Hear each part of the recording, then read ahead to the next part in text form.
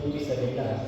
ಮನ ತುಂಬಿದ ಬಳಿಕ ನೆನೆಯಿಲ್ಲ ಮಹಂತ ಕೂಡಲ ಸಂಗಮದೇವರು. ಸಂಪತ್ತಾದ ಸಂಗ್ರಹ ಕಷ್ಟ ಸಂಚಯನಾಶಕ ಕಾಮಕಾಲದಯಾತೀತಂ ಶಿವರಾತ್ರೀಶ್ವರ ಭಜನೆ. ಮೊದಲಿಗೆ ಸುತ್ತೂರು ಗುರು ಪರಂಪರೆಯನ್ನು ಭಕ್ತಿಪೂರ್ವಕವಾಗಿ ಮನಸ್ಸಿನಲ್ಲಿ ಸ್ಮರಿಸಿಕೊಂಡು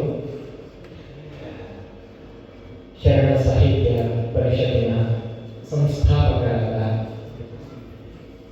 ಪರಮ ಪೂಜ್ಯ ಡಾಕ್ಟರ್ ಶಿವರಾತ್ರಿ ರಾಜೇಂದ್ರ ಮಹಾಸ್ವಾಮಿಗಳವರನ್ನು ಭಕ್ತಿಪೂರ್ವಕವಾಗಿ ಮನಸ್ಸಿನಲ್ಲಿ ನೆನೆದು ಪರಮ ಪೂಜ್ಯ ಶಿವರಾತ್ರಿ ದೇಶಿಕೇಂದ್ರ ಮಹಾಸ್ವಾಮೀಜಿಗಳವರ ಪಾದಕಮಲಗಳಿಗೆ ಭಕ್ತಿಪೂರ್ವಕವಾಗಿ ನಮಸ್ಕರಿಸುತ್ತ ಇಲ್ಲಿ ಉಪಸ್ಥಿತರಿರುವಂತಹ ಶಾಂತ ಮಲ್ಲಿಕಾರ್ಜುನ ಸ್ವಾಮೀಜಿ ಹಾಗೂ ಆಲಮಟ್ಟಿ ಶ್ರೀಗಳವರಲ್ಲಿ ಪ್ರಣಾಮಗಳನ್ನು ಹೇಳುತ್ತಾ, ವೇದಿಕೆ ಮೇಲೆ ಆಸೀನರಾಗಿರುವ ಡಾಕ್ಟರ್ ಸಿ ಸೋಮಶೇಖರ್ ಅವರು, ಅಧ್ಯಕ್ಷರು ಕರ್ನಾಟಕ ಅಖಿಲ ಭಾರತ ಶರಣ ಸಾಹಿತ್ಯ ಪರಿಷತ್ತು,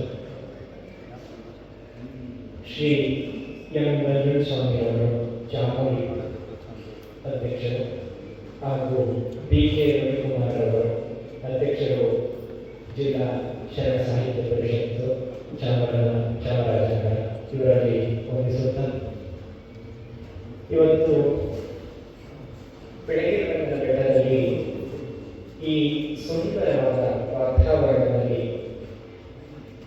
ಚಾಮರಾಜನಗರ ಜಿಲ್ಲೆ ಶರಣ ಸಾಹಿತ್ಯ ಪರಿಷತ್ತಿನ ವತಿಯಿಂದ ಆಯೋಜಿಸಿರುವ ಬರಗಾಲದ ಸಮಾವೇಶದಲ್ಲಿ ಭಾಗವಹಿಸಿರುವುದು ಅತ್ಯಂತ ಸಂತಸದ ವಿಚಾರ.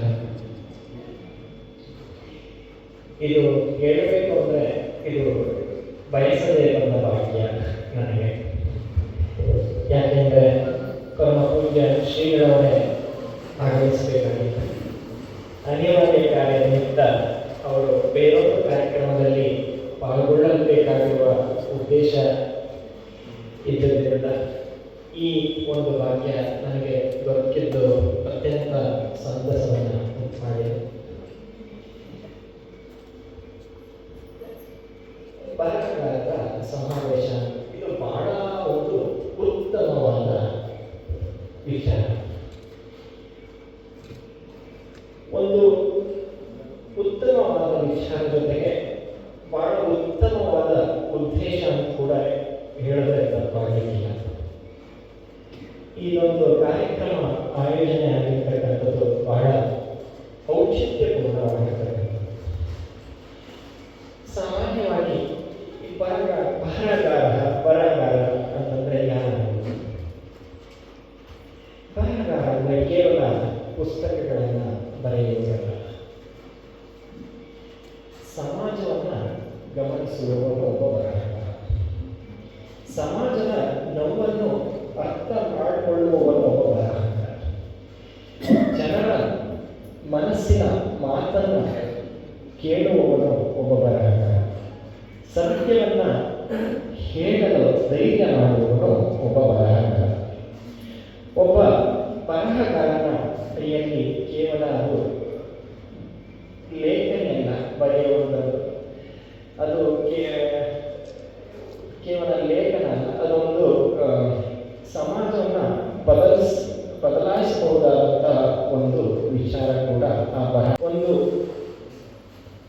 ಒಳ್ಳೆಯ ಮಾತು ಒಬ್ಬ ವ್ಯಕ್ತಿಯ ಜೀವನವನ್ನು ಬದಲಾಯಿಸಬಹುದು. ಒಂದು ಒಳ್ಳೆಯ ಪುಸ್ತಕ ಒಬ್ಬ ವ್ಯಕ್ತಿಯ ಚಿಂತನೆಯನ್ನು ಬದಲಾಯಿಸಬಹುದು.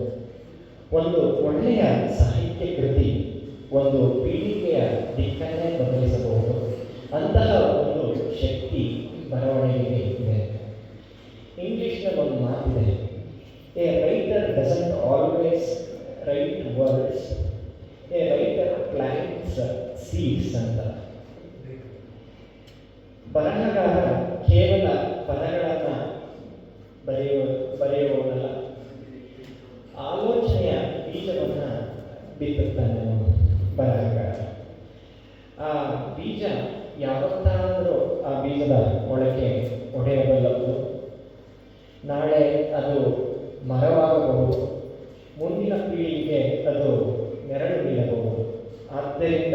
ಒಬ್ಬ ಬರಹಗಾರನ ಜವಾಬ್ದಾರಿ ಬಹಳ ದೊಡ್ಡದು. ಸಮಾಜದಲ್ಲಿ ಬಹಳ ದೊಡ್ಡ ಜವಾಬ್ದಾರಿ. ಆತ ಬರೆಯುವ ಒಂದೊಂದು ವಾಕ್ಯವೂ ಅಥವಾ ಒಂದೊಂದು ಪದವು ಜನರ ಮನಸ್ಸನ್ನು ಮುಟ್ಟುತ್ತದೆ. ಬರಹ ಯಾವ ಥರ ಅಂದರೆ ಅದು ಒಬ್ಬ ವ್ಯಕ್ತಿಯ ಜೀವನಕ್ಕೆ ದಾರಿಯನ್ನು ತೋರಿಸುತ್ತೆ. ಸಮಾಜ ನಿರ್ಮಾಣ ಮಾಡುವ ಒಂದು ಶಕ್ತಿ ಬರವಣಿಗೆಗೆ ಇದೆ. ಈಗ ಪ್ರಸ್ತುತ ಕಾಲಮಾನದಲ್ಲಿ ಯುವಕರು ಅಥವಾ ಯುವ ಸಮೂಹ ಈ ಓದೋದ್ರಿಂದ ಅಥವಾ ಈ ಬರವಣಿಗೆಯಿಂದ ಬಹಳ ದೂರ ಆಗ್ತಾ ಇದೆ ಅನ್ನುವ ಒಂದು ಮಾತಿದೆ. ಆದರೆ ಅದನ್ನು ನಾವು ಸಂಪೂರ್ಣವಾಗಿ ಒಪ್ಪಲಿಕ್ಕೆ ಸಾಧ್ಯ ಇಲ್ಲ.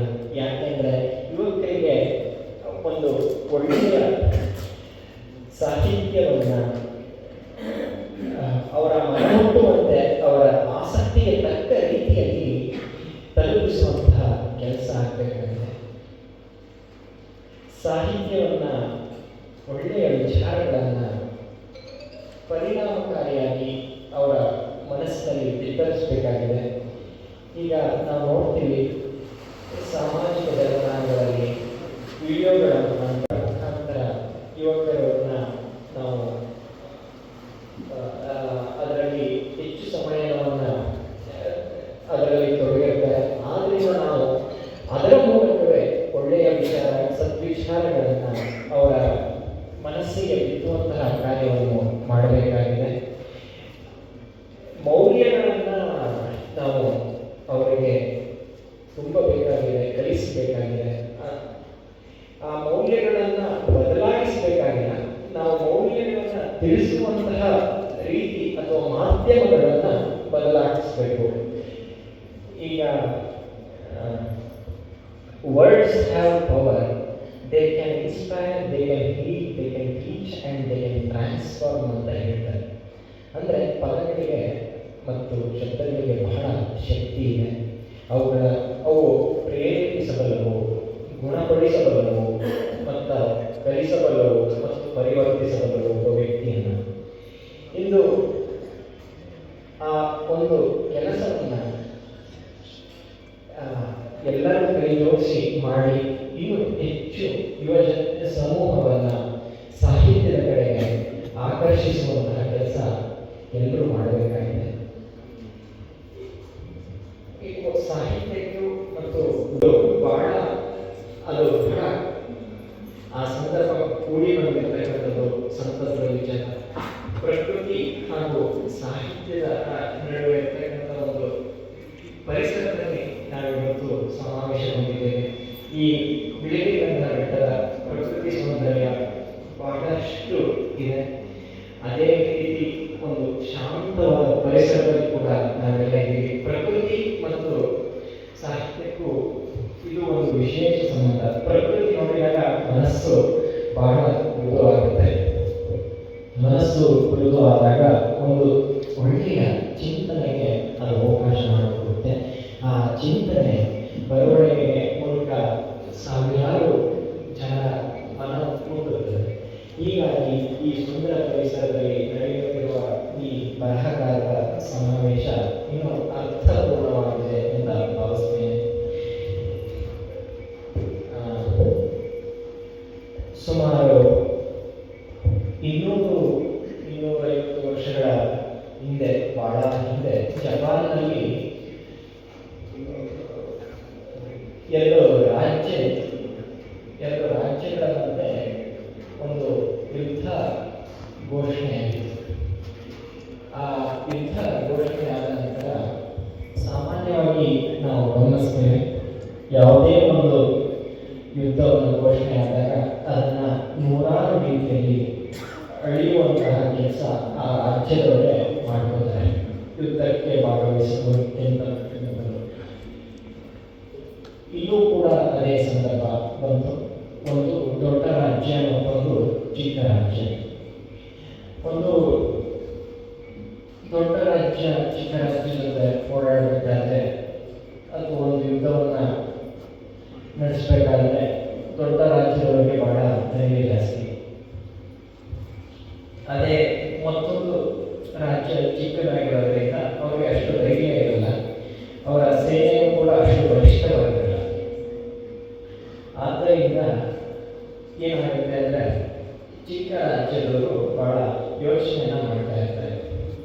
ಏನು ಮಾಡೋದು, ಯುದ್ಧಕ್ಕೆ ಭಾಗವಹಿಸಿದರೆ ಬಹಳ ನಷ್ಟ ಆಗುವ ಸಂಭವ ಇದೆ, ಸಾಕಷ್ಟು ಪ್ರಾಣ ಹಾನಿಯಾಗುತ್ತೆ, ರಾಜ್ಯದ ಸಂಪತ್ತು ಹಾಳಾಗುತ್ತೆ, ಏನು ಮಾಡೋದು ಅನ್ನೋ ಒಂದು ಯೋಚನೆ ಬರುತ್ತೆ.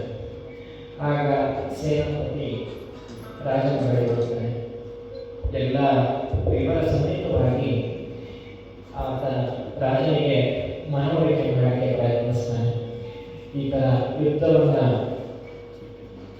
ನಾವು ಹೋಗಲಿಕ್ಕೆ ಮುಂಚೆ ನಾವು ಸೋಲನ್ನು ಒಪ್ಪಿಕೊಂಡ್ರೆ ಸಾಕಷ್ಟು ಹಾನಿಯಾಗಲು ತಪ್ಪುತ್ತೆ. ಆದ್ದರಿಂದ ಯುದ್ಧದಲ್ಲಿ ಭಾಗವಹಿಸದೇ ಇರುವುದು ಬಹಳ ಒಳ್ಳೆಯದು ಅಂತ ಸೇನಾಪತಿ ರಾಜನಿಗೆ ಹೇಳ್ತಾನೆ. ರಾಜ ಯೋಚನೆ ಮಾಡಿ ಈಗೆಲ್ಲ ಸಾಮಾನ್ಯವಾಗಿ ದೊಡ್ಡ ದೊಡ್ಡ ಸಂಸ್ಥೆಗಳಿಗೆ ಅಥವಾ ದೇಶಗಳಿಗೆ ಹೇಗೆ ಅಡ್ವೈಸರ್ಸ್ ಅಂತ ಇರ್ತಾರೋ ಆಗಿನ ಕಾಲದಲ್ಲೂ ಕೂಡ ಗುರುಗಳು ಅಂತಿದ್ರು, ರಾಜರು ಏನು ಮಾಡಬೇಕು ಅಂತ ತಮ್ಮ ಯೋಚನಾ ಶಕ್ತಿ ಮೀರಿ ಎಲ್ಲವನ್ನೂ ಮಾಡಿ ಪ್ರಯತ್ನಿಸಿದಾಗಲೂ ಕೂಡ ಯಾವ್ದಾದ್ರು ಒಂದು ಸಲಹೆ ಸೂಚನೆಗಳನ್ನು ಅವರು ತೆಗೆದುಕೊಳ್ತಿದ್ರು. ಇದು ಮೊದಲಿಂದ ಬಂದಿರತಕ್ಕಂಥ ಒಂದು ರೂಢಿ. ಈಗಿರಬೇಕಾದ್ರೆ ಚಿಕ್ಕ ರಾಜ್ಯದ ರಾಜನೂ ಕೂಡ ಒಬ್ಬ ಗುರುವಿನ ಹತ್ರ ಹೋಗಿ ತನ್ನ ಗುರುವಿನ ಹತ್ರ ಹೋಗಿ ಈ ಥರ ಒಂದು ಸಂದರ್ಭ ಬಂದಿದೆ, ಅದು ನಮ್ಮ ವಿರುದ್ಧ ಇರ್ತಕ್ಕಂಥ ಒಂದು ರಾಜ್ಯ ಬಹಳ ದೊಡ್ಡ ರಾಜ್ಯ, ಬಹಳ ಶ್ರೀಮಂತವಾದದ್ದು, ಬಹಳ ಬಲಿಷ್ಠವಾದ ರಾಜ್ಯ, ಸೇನೆ ಕೂಡ ಬಹಳ ಬಲಿಷ್ಠವಾಗಿದೆ, ಅತ್ಯಾಧುನಿಕ ಶಸ್ತ್ರಾಸ್ತ್ರಗಳಿದೆ. ಆದ್ದರಿಂದ ನಾವು ಭಾಗವಹಿಸಿದರೆ ನಮಗೆ ಸೋಲನ್ನು ಅನುಭವಿಸ್ತೀವಿ. ಆದ್ದರಿಂದ ಏನು ಮಾಡಬೇಕು ಅಂತ ಗುರುಗಳ ಹತ್ರ ಹೋಗಿ ಕೇಳ್ತಾನೆ. ಅದೇ ಸಂದರ್ಭದಲ್ಲಿ ಸೇನಾಪತಿ ಕೂಡ ರಾಜನ ಜೊತೆ ಗುರುಗಳ ಹತ್ರ ಹೋಗಿರ್ತಾನೆ. ತದನಂತರ ಅವರು ಗುರುಗಳು ಹೇಳ್ತಾರೆ, ಏನೂ ಯೋಚನೆ ಮಾಡಬೇಡ, ಯುದ್ಧದಲ್ಲಿ ನಿಮ್ಮ ರಾಜ್ಯ ಭಾಗವಹಿಸಿ, ಯುದ್ಧದ ಸೇನೆಯನ್ನು ನಾನು ಮುನ್ನಡೆಸ್ತೇನೆ, ನೋಡೋಣ ಏನಾಗುತ್ತೆ ಅನ್ನೋ ಮಾತನ್ನು ಗುರುಗಳು ಹೇಳ್ತಾರೆ. ಆಮೇಲೆ ಯುದ್ಧದಿಂದ ಬರುತ್ತೆ. ಯುದ್ಧಕ್ಕೆ ಹೋಗಬೇಕಾದ್ರೆ, ಯುದ್ಧದ ಒಂದು ಮೈದಾನಕ್ಕೆ ಹೋಗಬೇಕಾದ್ರೆ ಗುರುಗಳ ಸೇನೆಯನ್ನು ಮುನ್ನಡೆಸ್ಕೊಂಡು ಹೋಗ್ಬೇಕಾದ್ರೆ ಸೇನಾಪತಿಗೆ ಬಹಳ ಭಯ ಆಗುತ್ತೆ. ಯಾಕಂದರೆ ನಾವು ದಿನನಿತ್ಯ ಶಸ್ತ್ರಾಸ್ತ್ರಗಳ ಜೊತೆ ನಾವು ಬಹಳ ಹೋರಾಡ್ತಿರ್ತೀವಿ, ಅದರಲ್ಲಿ ಅಭ್ಯಾಸದಲ್ಲಿ ಇರಬೇಕಾಗಿರ್ತೀವಿ. ಆದರೆ ಈ ಎಲ್ಲಿಗೋ ನಮ್ಮ ರಾಜ ಗುರುಗಳನ್ನ ಕರ್ಕೊಂಡು ಅವರಿಗೆ ಈ ಯುದ್ಧದ ಜವಾಬ್ದಾರಿಯನ್ನು ಕೊಟ್ಟಿಲ್ಲ ನಾವು ನಡೆಸಲಿಕ್ಕೆ ಅಂತ ಸೇನಾಪತಿಗೆ ಬಹಳ ಆಲೋಚನೆ ಬರುತ್ತೆ. ಆ ಆಲೋಚನೆ ಬಂದ ನಂತರ ಹೋಗ್ತಾ ಇರ್ತಾರೆ. ಅದೇ ಆಲೋಚನೆ ಆ ಯುದ್ಧ ಭೂಮಿ ಸಿಗೋಕ್ಕಿಂತ ಮುಂಚೆ ಒಂದು ದೇವಸ್ಥಾನ ಸಿಗುತ್ತೆ. ಅಲ್ಲಿ ಯುದ್ಧ ಸೈನಿಕರ ಜೊತೆ ಗುರುಗಳು ಭಗವಂತನಿಗೆ ಆಶೀರ್ವಾದ ಪಡೆದು ಮುನ್ನಡೆಯೋಣ ಅಂತ ಹೇಳಿ ಆ ದೇವಸ್ಥಾನಕ್ಕೆ ಹೋಗ್ತಾರೆ. ಆ ದೇವಸ್ಥಾನಕ್ಕೆ ಹೋದಾಗ ಎಲ್ಲ ದೇವರ ದರ್ಶನವನ್ನು ಮಾಡಿ ಸೇರ್ತಾರೆ. ಆಗ ಗುರುಗಳು ಹೇಳ್ತಾರೆ, ಇದು ಬಹಳ ಕಠಿಣವಾದದ್ದು ಯುದ್ಧ ಅಂತ ನಮಗೂ ಗೊತ್ತಿದೆ. ಈಗ ನಾವು ಕೊನೆಯ ಘಟ್ಟಕ್ಕೆ ಬಂದಿದ್ದೀವಿ. ಈ ಮುಂದಿನ ಘಟ್ಟ ಯುದ್ಧವೇ. ಆದ್ದರಿಂದ ಈಗ ಯುದ್ಧದಲ್ಲಿ ಪಾಲ್ಗೊಳ್ಳಬೇಕು. ಈಗ ಏನು ಮಾಡೋಣ ಅಂತಂದರೆ, ನನ್ನ ಹತ್ರ ಒಂದು ನಾಣ್ಯ ಇದೆ. ಆ ನಾಣ್ಯವನ್ನು ನಾವು ಟಾಸ್ ಮಾಡೋಣ. ಟಾಸ್ ಮಾಡಿದಾಗ ಆ ರಾಜಮುಖ ಬಂದರೆ ಭಗವಂತನ ಇಚ್ಛೆ ಅಥವಾ ಭಗವಂತನ ಕೃಪೆ ಆಶೀರ್ವಾದ ನಮ್ಮ ಸೇನೆಯ ಮೇಲೆ ಇದೆ ಎಂದು ಭಾವಿಸಿ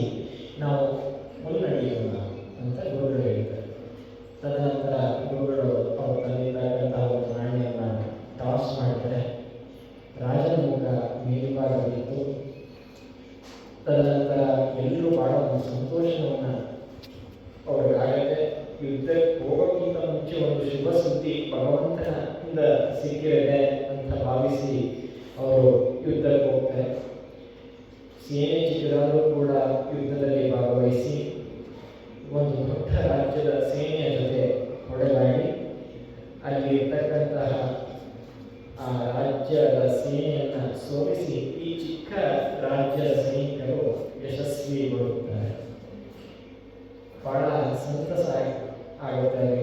ತದನಂತರ ಅವರು ಯುದ್ಧವನ್ನು ಗೆದ್ದ ನಂತರ ಮಾಡಿ ರಾಜ್ಯಕ್ಕೆ ಬರಬೇಕಾದರೆ ಮತ್ತೆ ಅದೇ ಒಂದು ದೇವಾಲಯ ಅವರಿಗೆ ಸಿಗುತ್ತೆ.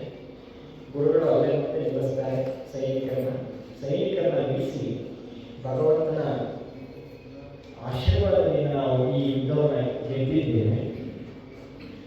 ಆದ್ದರಿಂದ ನಮ್ಮ ಒಂದು ಕೃತಜ್ಞತೆಯನ್ನು ಭಗವಂತನಿಗೆ ಅರ್ಪಿಸಿ ನಾವು ಮತ್ತೆ ರಾಜ್ಯಕ್ಕೆ ಮಾಡೋಣ ಅಂತ ಒಂದು ಮಾತನ್ನು ಹೇಳಿ ಭಗವಂತನಲ್ಲಿ ಪ್ರಾರ್ಥನೆ ಸಲ್ಲಿಸ್ತಾರೆ. ತದನಂತರ ಗುರುಗಳು ಅವರು ತಂದಿರ್ತಕ್ಕಂಥ ಒಂದು ನಾಣ್ಯವನ್ನು ತೋರಿಸ್ತಾರೆ.